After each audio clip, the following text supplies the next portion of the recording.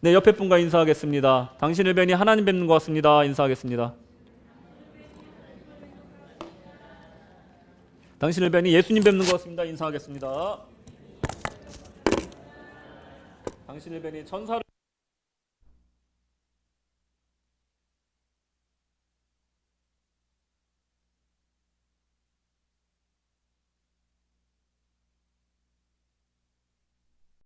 뵙습니다. 인사하겠습니다. 네, 오늘은 종료주일입니다. 오늘은 두 가지의 종려나무 찬양이라는 제목으로 함께 은혜 나누도록 하겠습니다. 종려주일은 주님이 여러분들 다 아시다시피 예루살렘에 입성하시고 그 예루살렘 사역이 시작되는 그 시작을 알리는 절기입니다. 절기상으로도 고난주간이 시작되는 그런 절기이기도 합니다. 우리가 익히 알듯이 이날 주님이 어린 나귀를 타고 입성하실 때 백성들은 종려나무 가지를 흔들고 길 위에 자기의 겉옷을 깔아서 마치 지금의 레드카펫을 고귀한 사람에 대한 환영과 존경에 표하는 것 같이 그런 퍼포먼스를 하였다는 데서 이 종려주일이 유래하였습니다. 오늘 본문은 우리가 읽은 계시록 말씀은 완전한 승리의 날, 그리고 그 마지막 때 마찬가지로 손에 종려나무를 들고 주님께 찬송하는 모습을 묘사하고 있습니다. 그러니까 우리가 흔히 알고 있는 그 종려주일의 본문의 말씀과 이 계시록의 말씀은 어딘가 겹치는 부분이 있다라는 겁니다. 이 두 가지의 종려나무 찬양을 살펴볼 것입니다. 그래서 우리가 익히 아는 우리 주님이 예루살렘에 울려 퍼졌던 호산나와 그 종려나무 찬양과 오늘 본문의 마지막 날 울려 퍼진 그 종려나무 찬양이 어떤 차이점이 있는지 살펴볼 때 우리 부활을 사모하고 또 오늘날 신앙생활하는 우리에게 어떤 의미가 있는지 또 우리에게 어떤 응답을 하기를 요구하시는지 한번 살펴보도록 하겠습니다. 큰 깨달음과 은혜가 있으시기를 주님의 이름으로 축원합니다. 아멘. 첫째로 이 찬송 사이의 차이는 무엇이냐? 바로 십자가 이전과 이후의 찬양이라는 데 큰 차이점을 두고 있습니다. 요한복음 12장 13절에 보시면 종려나무 가지를 가지고 맞으러 나가 외치되 호산나 찬송하리로다 주의 이름으로 오시는 이 곧 이스라엘의 왕이시여 하더라. 그리고 요한계시록 7장 말씀 오늘 읽으신 9절 말씀을 보시면 이 일 후에 내가 보니 각 나라와 족속과 백성과 방언에서 아무라도 능히 셀 수 없는 큰 무리가 흰 옷을 입고 손에 종려가지를 들고 보좌 앞과 어린 양 앞에 서서 이렇게 두 가지 찬송이 나오는 겁니다. 이 변화가 무엇이 있을까 봤더니 대상의 변화가 먼저 눈에 띄었어요. 이스라엘의 왕, 이스라엘의 주, 그러니까 이스라엘의 구할 메시아라고 찬송하는 내용에서 그리고 또 그 반대편에 있는 그 마지막 때의 그 찬송에는 구원받은 온 백성과 온 백성의 하나님과 그 어린 양, 그러니까 그 보좌에 앉으신 하나님과 그 어린 양을 향해서 이 찬송이 올라가고 있다는 것에 큰 차이점이 있다는 겁니다. 여러분 호산나가 무슨 뜻인지 다 아십니까? 예, 아세요? 아세요? 예, 모르시는 것 같아서 알려드리겠습니다. 구원하소서라는 뜻이에요. 구원하소서. 굉장히 우리 심령 가운데 구원을 바라는 바람이 담겨있는 그런 외침입니다. 호산나라는 것은. 그러면 구원하심이 보좌에 앉으신으로 시작하는 이 찬양, 말세지말의 그 찬양에는 그 구원의 권능과 찬양, 그러니까 말하자면 구원하소서와 구원받았다의 차이를 우리가 발견할 수가 있다는 거예요. 모든 구원의 역사가 이루어진 후에 구원받았다 하고 찬양하는데 그 구원이 하나님과 그 어린 양으로부터 왔다라는 것을 찬양하는 아주 순수한 찬양이라는 거예요. 순수한 찬양. 그러니까 이것은 어떻게 보면 우리가 소원 기도하는 것과 찬양의 차이점이라고도 볼 수 있는 겁니다. 호산나, 나의 민족을 부흥시켜 주소서. 나의 가정을 주님 구원하여 주소서.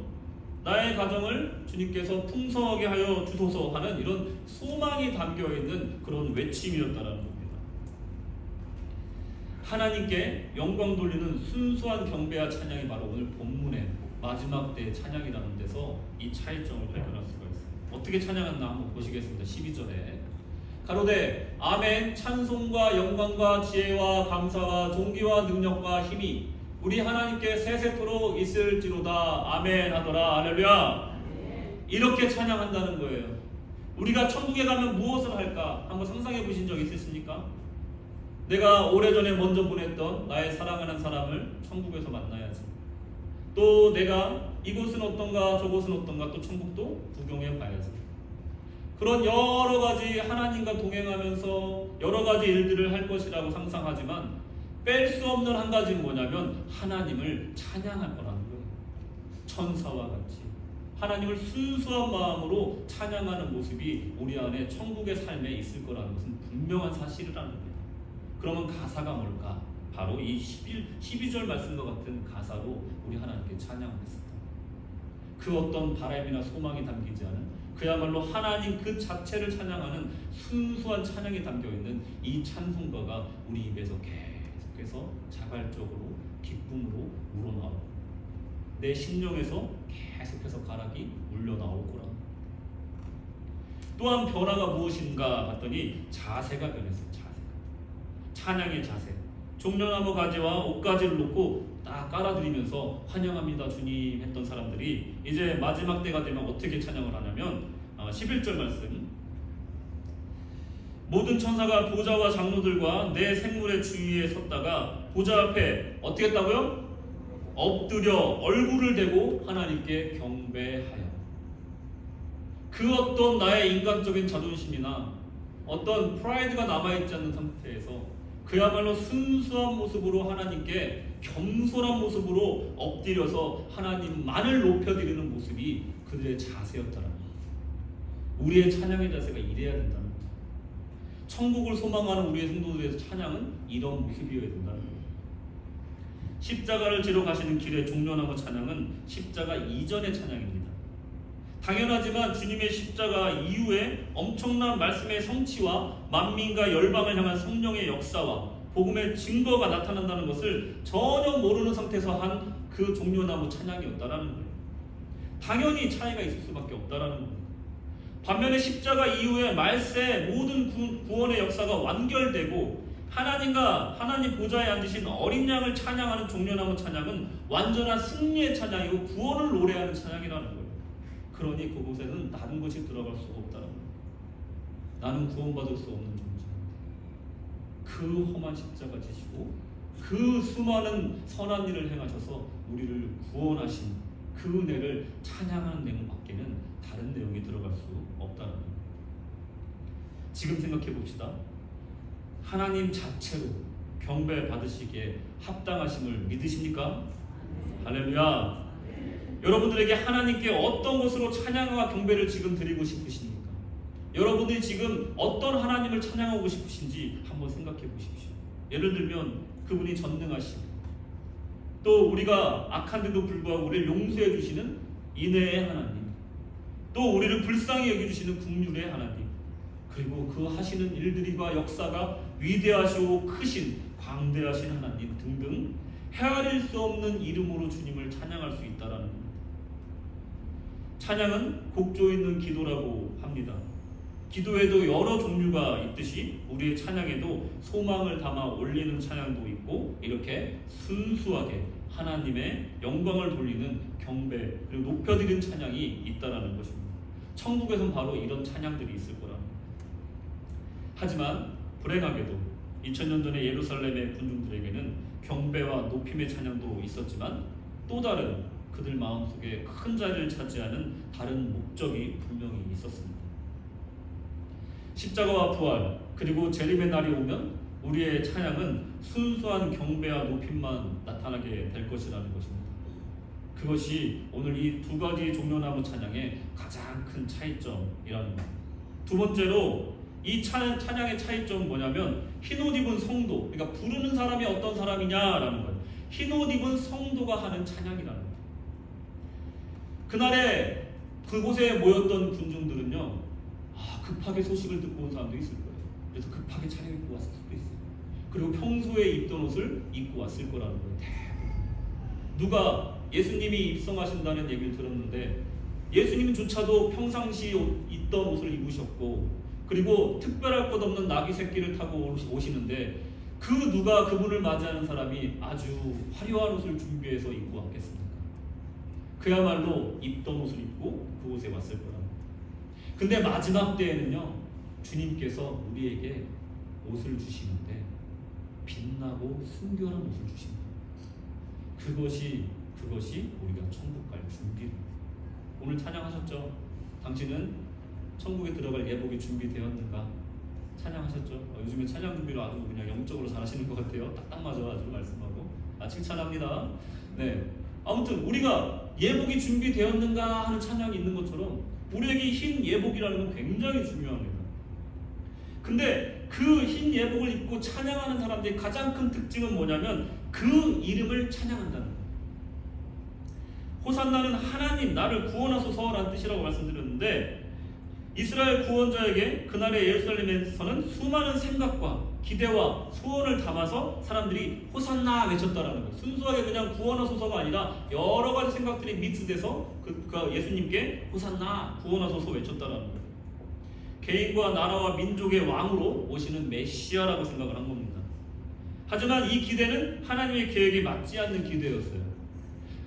이스라엘만을 선택하신 하나님이 이제 더 이상 아니라는 거예요. 열방을 향해서 온 인류를 구하기 위해서 예수님께서 십자가 지러 가시는 그 시작점이 이 종려주일인데 아직도 예루살렘에 살던 사람들은 자기들의 메시아, 나만의 구원자라고 생각하고 예수님을 맞이했다라는 거예요. 하나님의 뜻과 너무나 멀리 있었다라는 거예요. 구원을 해달라고 외치지만 사실은 그것은 우리를 구원해달라는 거지 우리 모두를 구원해달라는 것은 아니었다라는 겁니다. 종려나무를 흔들고 그것을 주님이 가시는 길에 깔고 경의를 표했던 백성들과 오늘 계시록의 성도들의 가장 큰 차이, 또 한 가지 차이점은 한마디로 구원 받았는가의 차이가 있다는 거예요. 구원 받았는가, 십자가를 믿는가, 부활을 믿는가, 예수님께서 재림하실 거라는 걸 믿는가 하는 그 믿음의 차이, 구원 받았는가의 차이에서 완전히 갈라지는 종려나무 찬양이라는 거예요. 당연한 이야기겠지만 십자가 이전의 사람들이 알고 있는 주님은 이스라엘이라는 한정된 민족, 소수의 사람들을 위해 메시아이며 민족을 부흥시킬 운동가라고 기대를 했다라는 거예요. 하나님은 개개인을 소중히 여기시지만 분명히 하나님께서는 온 인류를 상대로 역사하신다는 거예요. 우주의 창조주이심을 우리가 믿습니다. 인간사가 아주 극소수의 사람들 또는 공동체가 하나님께 선택받아서 하나님의 크신 사역에 사용되는 것 같지만 사실은 그 모든 목적은 전 인류의 구원에 있다라는 것을 우리는 잊으면 안 된다는 겁니다. 마찬가지로 내가 비록 나를 쓰시고 나를 통해 일하신다고 하여도 결국은 하나님이 나를 통해서 하시고자 하는 일은 나를 위한 일이 아니라 하나님의 계획을 이루시기 위한 것이다. 개인의 축복을 주시기 위해서 나를 부르신 것이 아니라 하나님의 그 계획과 섭리를 이루시기 위해서 나를 부르셨다라는 거예요. 그 순서가 바뀌면 안 된다. 축복은 부수적인 거예요. 하나님께 쓰임받았다는 것은 어떤 사람들은 고난의 길을 걷다가 전혀 축복과는 관련 없이 살다가 사명만 감당하다 가신 분들이 얼마나 많습니까? 그분들은 저주받은 분들인가요? 아닙니다. 너무나 영광스러운 길을 가다가 이 땅의 삶 속에서 가장 가치 있게 살다가 가신 분들. 그러니 내가 받을 축복과 나의 사명을 혼동하면 안 된다라는 거예요. 나는 쓰임받을 뿐이고 축복은 주시면 감사한 거지만 그렇지 않으면 그것도 감사다 하는 것이 사명자의 자세랍니다. 그 이름을 나만을 위해 주신 이름이라고 착각하면 안 된다는 거예요. 하지만 그날의 예루살렘에서 온 인류의 메시아가 아닌 이스라엘의 왕을 향한 호산나만 외쳐지고 있었다는 것이 큰 패단이었다는 거예요. 왜 우리는 하나님의 부르심을 우리가 하는 봉사가 하나님의 축복의 통로로만 생각하는 오류에 빠지게 될까요? 하나님의 교회는 나의 것이 아닌데 왜 어떤 분들은 자식에게 물려주려고 하고 그것을 아무런 부끄러움 없이 실행하고 있을까요? 그것은 하나님의 역사를 자신의 좁은 생각으로 이해하고 해석하려 해서 그렇습니다. 나 중심으로 나의 필요에 따라 해석해서 그렇다는 거예요. 우리에게 주신 그 이름은 전 인류를 구원하실 이름이지 이스라엘의 왕으로 쓰임받는 이름이 아니라는 겁니다. 또한 예수의 이름과 구원에 대해 또한 큰 오해에 대해서 제가 지적하지 않을 수가 없는 부분이 있는데, 예수의 이름 곧 구원이다, 그의 이름을 부르는 자는 구원을 얻으리라 하는 이 말씀에 굉장한 오해를 갖고 있는 분들이 계세요. 부르기만 하면 구원받는다라고 생각을 하는 거예요. 한 예를 들어드릴게요. 불교에는요, 나미아불, 이거 해도 되나요? 교회에서? 그 뭐라 그러나요? 이렇게 뭐라 하잖아요. 나미아불 다불 강세음 보살 이렇게 하잖아요. 네, 뭐 할게요 그냥. 예. 나미, 아미타불 이런 거 뭐 무슨 뜻이냐면 극락세계를 담당하는 아미타 부처가 있다라는 거예요. 관세음 보살은 뭐냐면 괴로움을 없애주고 행복하게 살게 해주소서라는 뜻이 있대요. 그러니까 아미타불은 중생들의 지위 고하를 따지지 않고 자신을 부르는 사람을 구제해주는 부처. 그러니까 나미아부탑을 관세음보살이라는 그야말로 그냥 나를 구원하시고 나를 괴로움에서 없애주시고 행복하게 해주십시오 하는 그런 그냥 주문 같은 영불이라는 거예요. 대승불교에서 워낙에 이 불교가 책이 많고 어렵고 교리가 이해하기 힘드니까 그냥 너네 그러면 아미아부탑을 관세음보살 해라. 그러면 극락왕생 한다. 그냥 이렇게 쉽게 만들어버린 거예요. 혹자나 다원주의자들은요, 불교와 기독교가 그래서 이거 봐라 유사하지 않냐, 결국은 모든 종교가 같은 거 아니냐 하면서 궤변을 늘어나는 경우가 있어요. 저는 절대로 동의할 수가 없습니다. 우리 기독교는 절대 동의할 수가 없어요. 산의 꼭대기만 올라가면 되지, 서울만 가면 되지, 어떤 길로 가는 게 무슨 상관이냐 이렇게 얘기하는 사람들이 다원주의자들이에요. 연부를 한다는 건요, 겉으로 우리 기도하는 것과 신앙생활하는 것과 비슷해 보일 수가 있어요. 겉으로는 그래요. 부처가 되었건 예수가 되었건 그 이름을 연부를 하건 뭐 기도를 하든 극락 왕생을 하든 천국을 가든 좋은 데 가면 되는 거 아니냐 라고 생각하는 사람이 세상에 분명히 있다라는 거예요. 누구의 이름이든 가면 되는 거지 뭐, 좋은 데 가면 되지 뭐, 이렇게 그냥 간단하게 생각하는 사람들이 분명히 있다라는 겁니다. 그래서 심지어는 영화 같은 데 보면은 뭐 별의별 신의 이름을 다 부르잖아요. 급하면 뭐 알라부터 시작해서 부처부터 시작해서 뭐 예수님의 뭐 공자님까지 막 다 부르잖아요. 막 도와주십시오 그러면. 그러니까 누가 됐건 다 도와주면 된다 이거예요. 종교의 여타 깨달음을 주는 설파나 강의, 뭐 일면 진리의 모습을 담고 있습니다. 그리고 참 이게 구분하기가 힘들어요. 원리적으로 같아 보여서 그래요. 진리 같고요. 근데 여러분 생각해 보십시오. 이단과 사이비도요, 교리는 거의 비슷해요. 왜 이단입니까? 다를리자의 끝단자잖아요. 잘 가다 끝에가 틀린 거예요. 잘 가다가 교리는 다 똑같고 성경도 똑같은데 끝에 가서 갑자기 누가 툭 튀어나오는 거예요. 문선명이 튀어나오고, 예? 교주 이름이 튀어나오는 거예요. 그래서 이단 사이비가 돼요. 겉으로 볼 땐 비슷해 보이는 거예요. 진리 같아요. 근데 이게 구분하기 참 힘든데 결정적으로 구분되는 게 뭐냐, 왜 우리가 그들과 함께 할 수 없느냐, 바로 그들이 외고 염하는 이름이 그 이름이 예수가 아니기 때문에 그렇습니다. 할렐루야. 그 이름이 예수가 아닌 것이 제일 중요한 문제인데 그냥 무슨 방법을 쓰든지 가는 게 중요한 게 아니냐라고 착각을 하고 있는 거예요. 천국을 가는 게 중요한 게 아니라 어떤 이름으로 가느냐가 중요하다는 겁니다.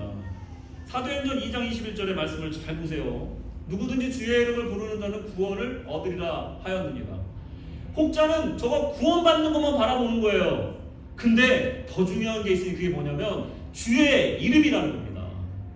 아무 이름이나 부른다고 해서 구원을 받는 게 아니라는 거예요.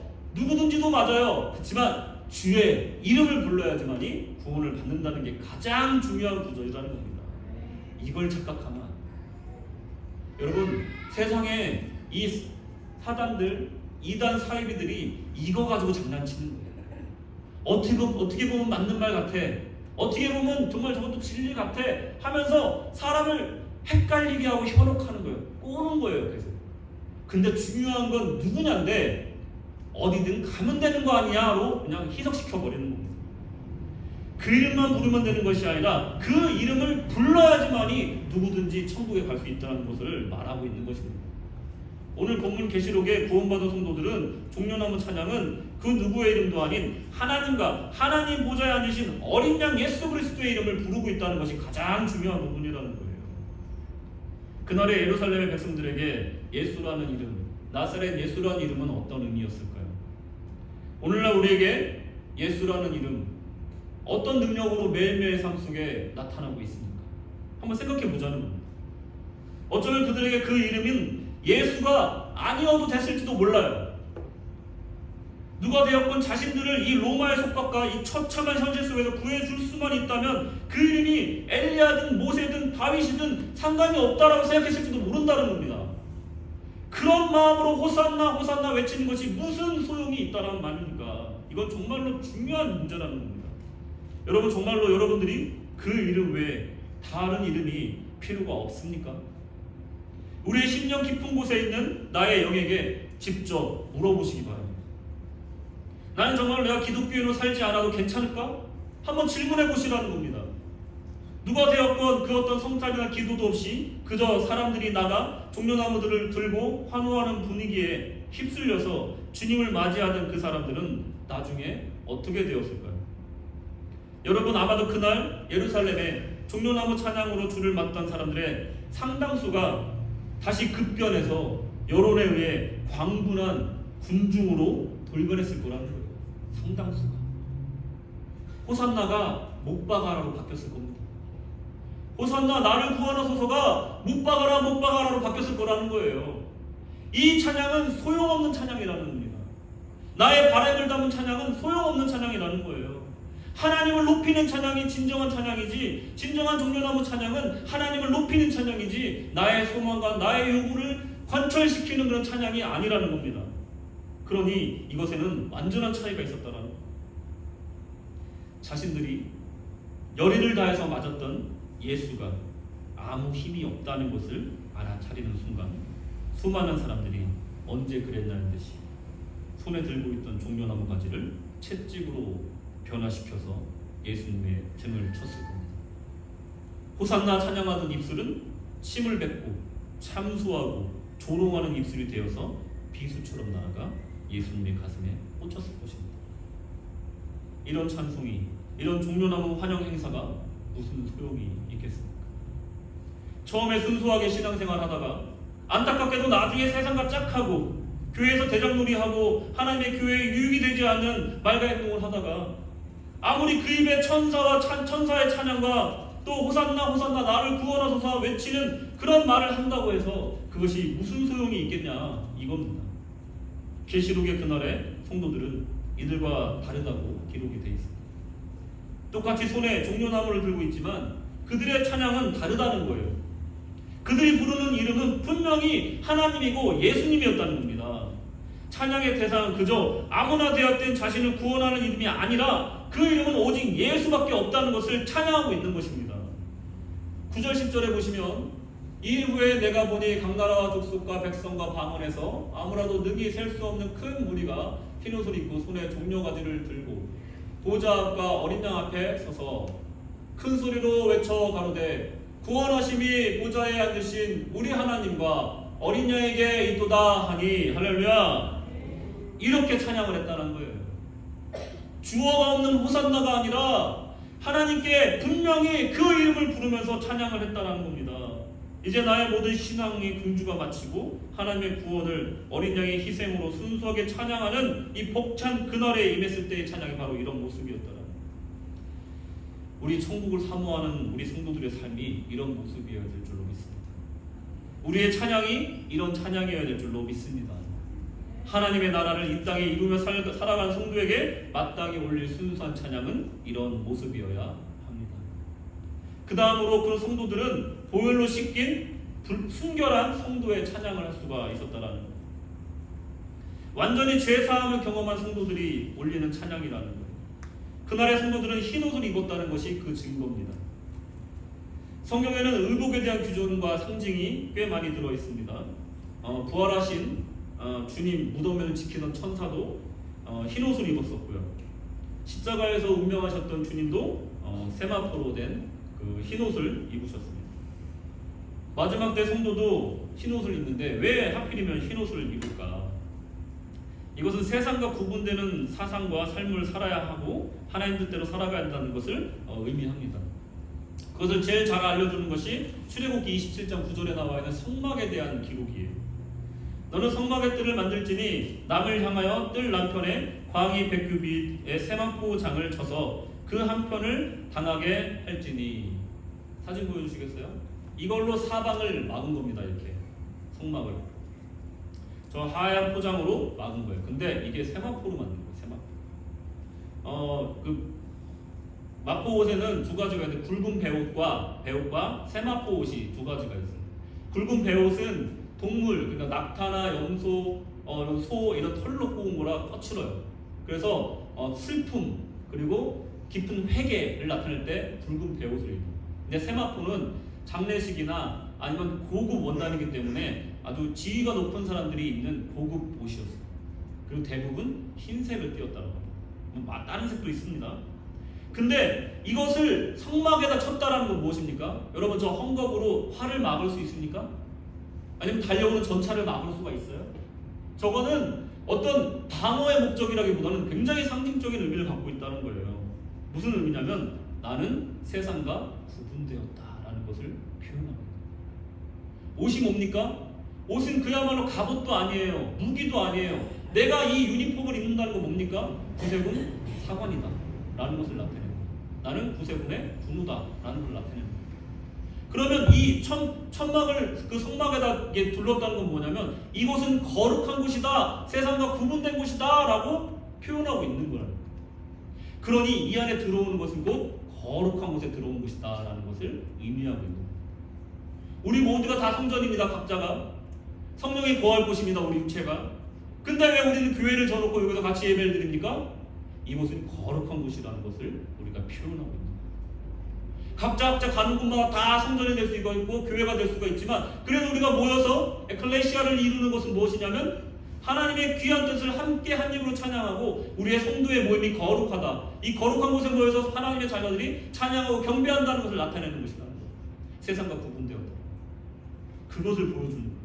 옷을 입는다는 것 그리고 천막을 친다는 것은 구분시켜준다는 것을 의미합니다. 여러분의 삶 속에 이것을 행하는 것이 바로 거룩함으로 구분한다는 것을 뜻하는 겁니다. 어떤 이들이 하나님의 보호와 또 하나님의 보호를 의미하는 이 장막 또는 옷을 얻을 수 있는지 오늘 본문에 이와 비슷한 말씀이 나오는데 하나님의 보좌 앞에 나아오고 성전의 밤낮 하나님을 섬기는 자들에게 하나님은 세상과 구분되고 세상으로부터 보호하시는 세마포 장막으로 덮어주신다라고 얘기합니다. 햇볕이 너무 뜨거울 때 덮어주신다.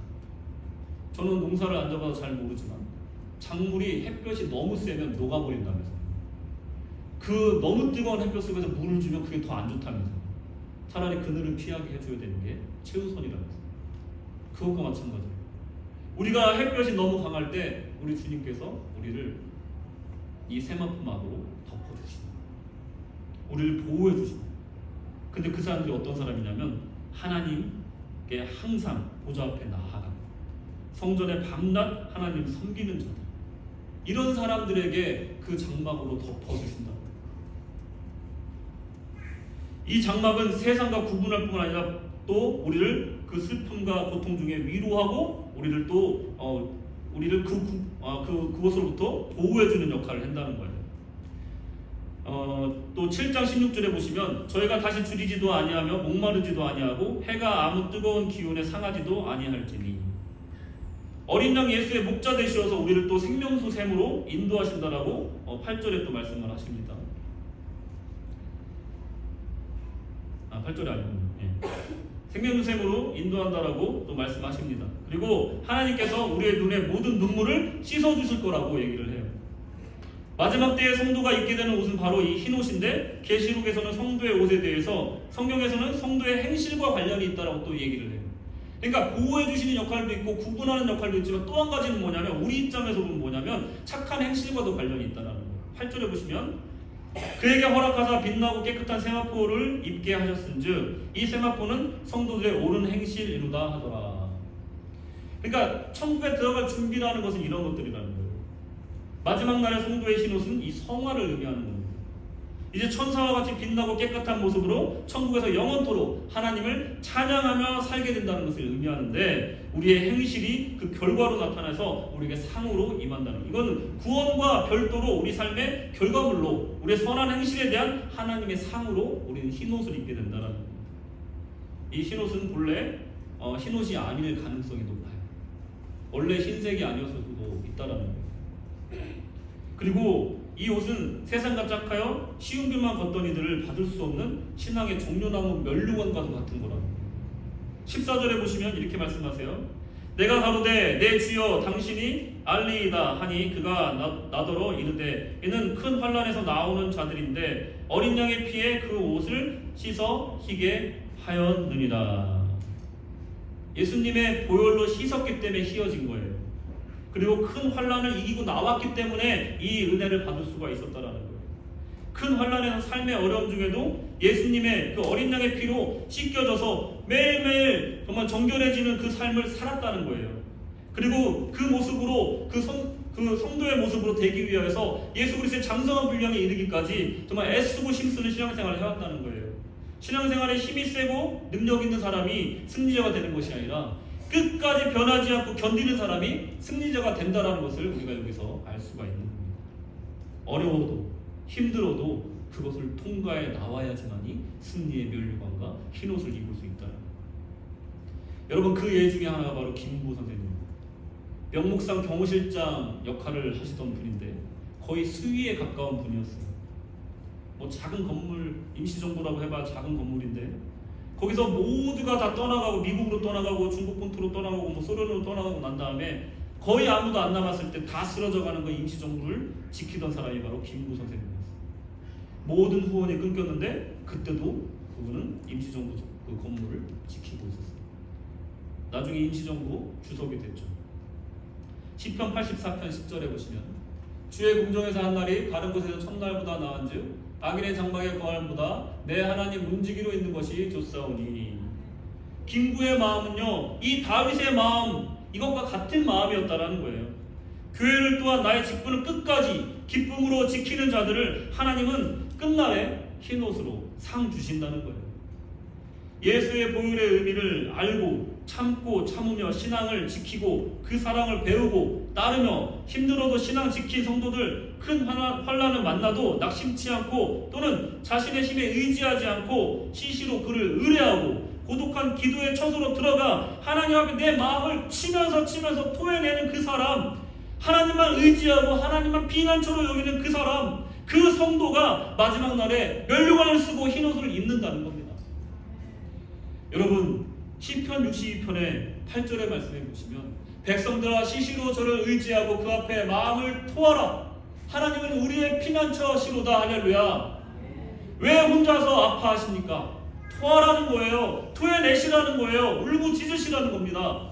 밤낮으로 하나님 보좌 앞에 나오고 그리고 그 이 악물고 예배의 자리를, 기도의 자리를 지키시라는 거예요. 그리고 마음을 하나님 앞에 토해내시라는 거예요. 그러면 우리 하나님께서 들어주시고 위로해 주실 뿐만 아니라 해결해 주실 줄로 믿습니다. 아멘. 결론입니다. 2000년 전 그날 예루살렘 사람들은 누구의 이름을 외치고 무엇을 기대했을까요? 오늘날 우리는 어떤 이름 앞에 환호하고 있습니까? 오늘날 우리는 무엇을 얻기 원하고 있습니까? 내가 가장 원하는 것이 무엇입니까? 우리는 본디 죄로 죽어가던 자들이었습니다. 우리는 사실 하나님께 대항하던 반란군에 불과했습니다. 죄는 우리를 내적 외적 비참에 빠지게 하였고 이 땅의 모든 비참은, 모든 불행은 인간의 죄를 통해서 들어왔습니다. 여러분, OECD 국가들에게 질문을 했다고 합니다.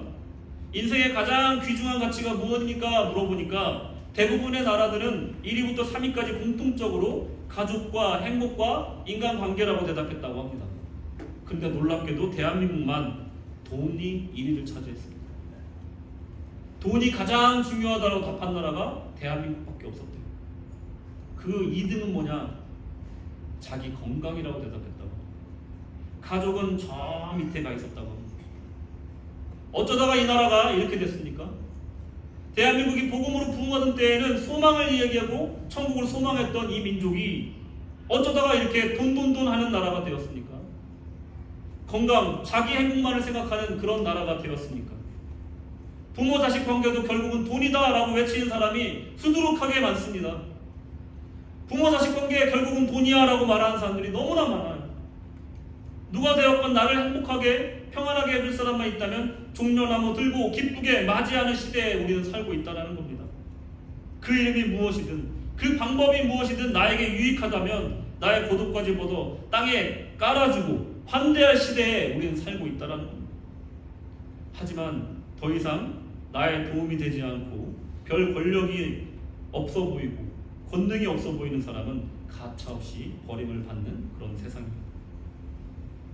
주님을 십자가에 매달고 외쳤던 군중들도 그랬습니다. 하지만 우리가 기억하고 소망해야 되는 것은 그게 언제든 주님의 심판의 날은 도래할 것이라는 것이고 우리는 포기해서는 안 된다는 겁니다. 그때까지 수많은 환난과 절망이 우리를 찾아올 것입니다. 세상은 점점 불법이 성행할 것이고 그리고 서로 사랑하지 않는 차가운 세상이 되어갈 것입니다. 그럼에도 불구하고 하나님의 보좌 앞으로 나갑시다. 밤낮으로 하나님을 섬깁시다. 환난 중에도 하나님을 피난처로 삼읍시다. 나의 아픔과 고통을 하나님 앞에 토해냅시다. 그러면 하나님은 찬란하고 순결한 장막으로 우리를 덮으사 보호하시고 먹이시고 생명수 샘으로 인도하실 줄로 믿습니다. 아멘. 마음속에 응어리진 슬픔과 아픔으로 흘리는 우리의 눈물도 닦아주실 줄로 믿습니다. 자, 마지막 때 외칠 우리의 찬송을 오늘 살아가면서 크게 외치며 사시기를 축원합니다. 다 함께 외치도록 하겠습니다. 시작. 구원하심이 보좌에 앉으신 우리 하나님과 어린 양에게 있도다. 아멘. 찬송과 영광과 지혜와 감사와 존귀와 능력과 힘이 우리 하나님께 세세토록 있을지로다. 아멘. 기도하겠습니다. 하나님 아버지, 주님 홀로 영광받아 주시옵소서. 내가 하루를 살아도 주님께 영광이 되는 삶을 살게 하여 주시옵소서. 하나님, 우리는 고난 중에도 환난 중에도 끝날에 우리에게 주실 주님의 상급을 기억하며 주님 앞에 순수한 찬양으로 올려드립니다. 우리를 구원하신 주님 감사합니다. 사랑합니다. 홀로 영광받아 주시옵소서. 하나님, 이 찬양이 우리 삶 가운데 끊이지 않게 하여 주시옵시고 주님을 찬양하는 이 심령으로 천국에 이르게 하여 주시옵소서. 주께서 함께 하시길 원하오며 예수님의 이름으로 기도드렸습니다. 아멘.